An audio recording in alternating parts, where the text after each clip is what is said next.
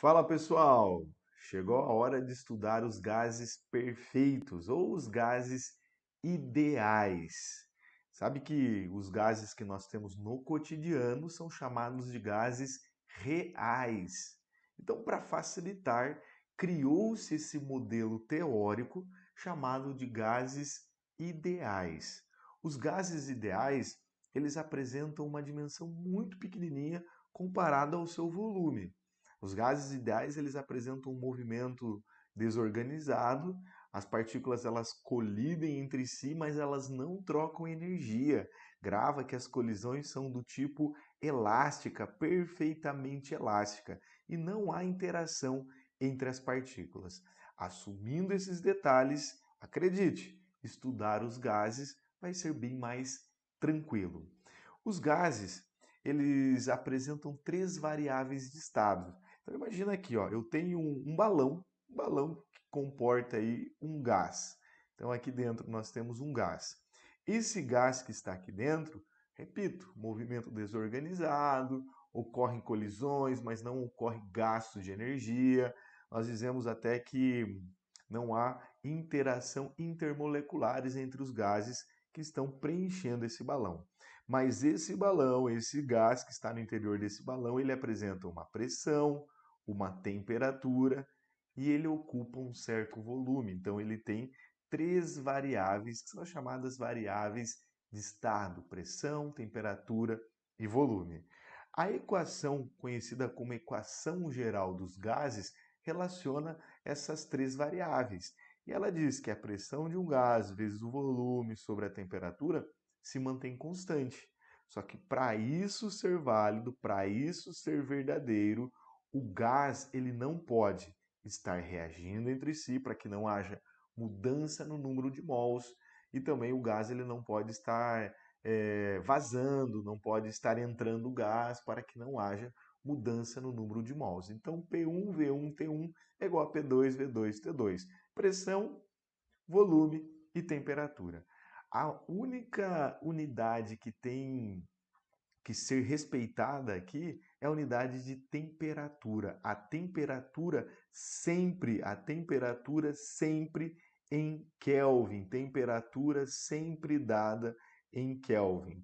É muito comum nós encontrarmos uma situação que envolve aí uma transformação gasosa e a questão fornece a temperatura em Celsius. Então não esqueça que para você obter a temperatura em Kelvin, basta pegar a temperatura em Celsius e somar 273.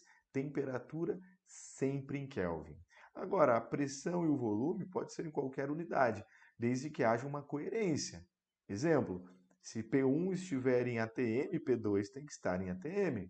Se o volume 1 estiver em litro, não adianta querer trabalhar com volume 2 em ml, sempre coerência entre as unidades. Agora, temperatura em Kelvin. P1, V1, T1 igual a P2, V2, T2. Essa é a equação geral dos gases. Nós podemos simplificar essa equação por meio de algumas transformações. E a primeira transformação que analisamos é a transformação chamada de isotérmica, que é aquela transformação em que a temperatura não muda, a temperatura se mantém constante. Então, se a temperatura é constante, T1 é igual a T2. Deixa eu voltar aqui, ó. T1 é igual a T2. Se T1 é igual a T2, a gente já cancela o T1 com o T2. E sobra isso aqui, ó, P1V1 é igual a P2V2. Em transformações isotérmicas, nós simplificamos a equação geral dos gases para P1V1 igual a P2V2. O gráfico que relaciona uma transformação isotérmica, o gráfico do volume em função da pressão, ele tem esta cara. E essa curva é chamada de curva isoterma. Portanto, qualquer ponto que você pegar aqui nessa curva, a temperatura vai ter o mesmo valor. Podemos simplificar ainda a equação geral dos gases em uma transformação chamada de isocórica, ou isovolumétrica, ou isométrica, que são as transformações que ocorrem a volume constante. Então, o V1 é igual ao V2. Já cancelando o V1 com o V2, a equação geral dos gases se resume a isso aqui, ó. P1T1 é igual a P2T2. Nós conseguimos relacionar isso por meio de um gráfico P versus T e ele vai ser uma reta. Qualquer ponto que você assumir aqui, o volume vai ser igual. Trata-se de uma transformação isocórica ou isovolumétrica. E podemos ainda simplificar a equação geral dos gases por meio de transformações isobáricas, que são transformações que ocorrem a pressão constante. Então, P1 é igual a P2. Logo, simplificamos a equação geral dos gases por V1T1 é igual a V2T2. E também temos o gráfico que representa aqui, ó, o volume em função da temperatura. Qualquer ponto que você assumir aqui, a pressão assumirá o mesmo valor, porque se trata de uma transformação isobárica. Além da equação geral dos gases, nós temos a equação de Clapeyron. É uma equação que, inclusive, é muito usada lá na química. A equação de Clapeyron diz o seguinte, que PV é igual a nRT, onde P é a pressão, V é o volume, N é o número de mols, R é a constante dos gases e T é a temperatura. A temperatura em Kelvin. Esse R é a constante, né? Então, se é a constante, sempre o mesmo valor. E aqui eu tenho valores que aparentemente são diferentes para o R. São diferentes porque estamos trabalhando com unidades diferentes. Geralmente trabalhamos com o 8,31, às vezes ele arredonda só para 8, que é a constante no sistema internacional. Mas temos 0,082 atm litro Kelvin mol, temos também 62,3 mm de Hg litro Kelvin mol. Esses são os valores para a constante dos gases ideais. Já para dar o pontapé inicial na termodinâmica, que é a área da termofísica que se encarrega de analisar o gás realizando um trabalho, nós já vamos falar do trabalho. E para isso, nós temos um exemplo. Então aqui eu tenho um recipiente que contém um gás. Isso aqui que está em azulzinho é um gás. E ele tem um volume inicial. Então esse gás tem um volume inicial, tem uma pressão inicial e tem uma temperatura inicial. Esse recipiente, ele também é conhecido como pistão ou êmbolo, porque essa parte que está aqui em amarelo, ela é móvel. Ela pode subir se o gás sofrer uma expansão. Ela pode descer se o gás sofrer uma compressão. No exemplo, o gás recebe calor e ele sofre uma expansão. O êmbolo sobe. Se o êmbolo subiu, é porque tem alguém empurrando. E quem empurra é uma força. Então, a força exercida pelo gás conseguiu empurrar o êmbolo para cima. Você tem que analisar que o volume aumentou, que ocorreu uma expansão. Então, se houve mudança de volume, nós temos um trabalho. Lá na mecânica, o trabalho é a força vezes o deslocamento, a distância percorrida, né? E sabemos também, deixa eu colocar essas equações aqui só para recordar. Então, da mecânica, o trabalho é a força vezes a distância. Sabemos lá da hidrostática que pressão é a força sobre a área. Então, força é a pressão vezes área. Só recordando essas equações, porque a equação para cálculo do trabalho aqui na termodinâmica é isso aqui, ó. Trabalho é igual a P vezes ΔV. Trabalho é sinônimo de volume. Vou até voltar e escrever aqui, ó. Trabalho de um gás. Para que haja trabalho, é necessário ter um ΔV, uma mudança de volume. Logo, para transformações isocóricas ou isovolumétricas, o trabalho vai ser sempre zero, porque não houve mudança de volume. Então, o trabalho é P vezes ΔV. Ah, mas o trabalho não é força vezes o deslocamento? É. Eu preciso que você memorize essa equação. Eu vou deduzir, vamos demonstrar de onde ela vem. O trabalho é a força vezes o deslocamento. Mas a força é a pressão vezes a área. E o deslocamento, olha aqui no desenho. O deslocamento foi chamado de ΔH. Então vamos chamar aqui também de ΔH, que é a variação da altura. Se você faz a área vezes a área vezes a altura, lembrando lá da geometria, a área vezes a altura é o volume, mas é o ΔH, a variação da altura, então é a variação do volume. Logo, o trabalho é a pressão vezes a variação de volume. Eu só deduzi, mas o que importa é memorizar essa relação. O trabalho é P vezes ΔV. Essa equação ela tem uma limitação. Essa equação ela vale apenas quando a pressão for constante, ou seja, quando for uma transformação isobárica. No sistema internacional, trabalho é dado em joule. Para que o trabalho seja dado em joule, a pressão tem que ser dada em pascal, que é a mesma coisa que Newton por metro quadrado, né? Vezes o volume, que tem que ser dado em metro cúbico. O trabalho de um gás só vai existir se houver mudança de volume.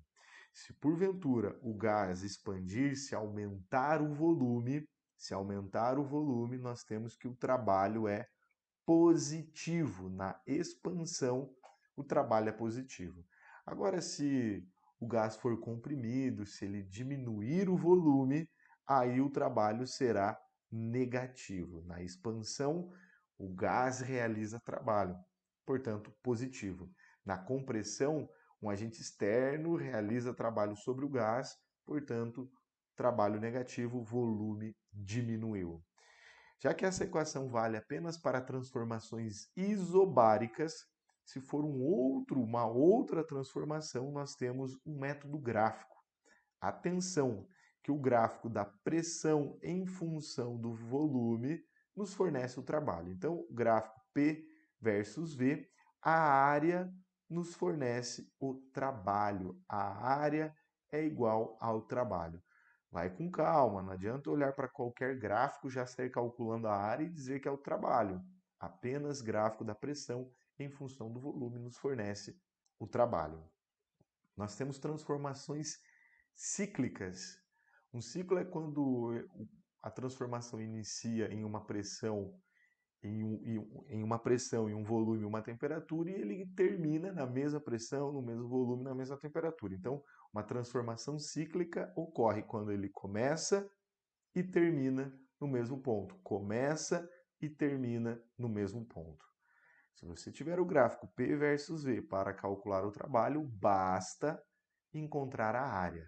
Mas já tome como regra, quando a transformação estiver no sentido horário, o trabalho será positivo. O gás realiza trabalho. Agora, quando for uma transformação no sentido anti-horário, o trabalho ele é negativo. O gás recebe um trabalho. Eu vou voltar lá para aquele exemplo inicial. Então, nós tínhamos um recipiente móvel, né, um êmbolo, um pistão, que continha um gás, ele recebeu calor e ele mudou o volume. Tem um trabalho envolvido. Volume intimamente associado ao trabalho. Mas quando o gás recebe calor, ele também poderia mudar a temperatura. E a temperatura está associado à energia interna. Atenção, que a energia interna representada por U está associado à temperatura. Trabalho associado ao volume, energia interna associada à temperatura. A energia interna tem como definição a soma das energias cinéticas de todas as partículas que compõem um gás. Eu coloquei um desenhozinho aqui representando, destacando algumas partículas do gás. Então essa partícula tem uma energia cinética, essa tem uma cinética, essa tem uma cinética, essa tem uma cinética, essa tem uma cinética, essa tem uma cinética. Todas apresentam uma energia cinética. A energia interna, U, é igual à soma de todas as energias cinéticas das partículas que compõem esse gás. E dá trabalho calcular a energia cinética dessa forma, calcular a energia interna dessa forma, porque terei que encontrar a energia cinética de cada partícula. Então, para sintetizar, nós podemos encontrar a energia interna para um gás monoatômico, ou seja, formado por um átomo, exemplo, gases nobres, nós podemos calcular por meio de 3 meios de nRT. Como é habitual trabalhar com a variação da energia interna, então o ΔU, a variação da energia interna para um gás monoatômico, é igual a 3 meios de nR ΔT, que é a variação de temperatura. Sabendo que N é o número de mols, R é a constante dos gases e o ΔT é a variação de temperatura dada em Kelvin. Já que o U é a energia interna, no sistema internacional, a energia interna dada em Joule. Começamos o estudo da termodinâmica, temos outros detalhes, mas essa parte introdutória ela é fundamental para a gente dar sequência. Portanto, faça a sua parte, assista os exercícios resolvidos, resolva a listinha, bons estudos e até o futuro!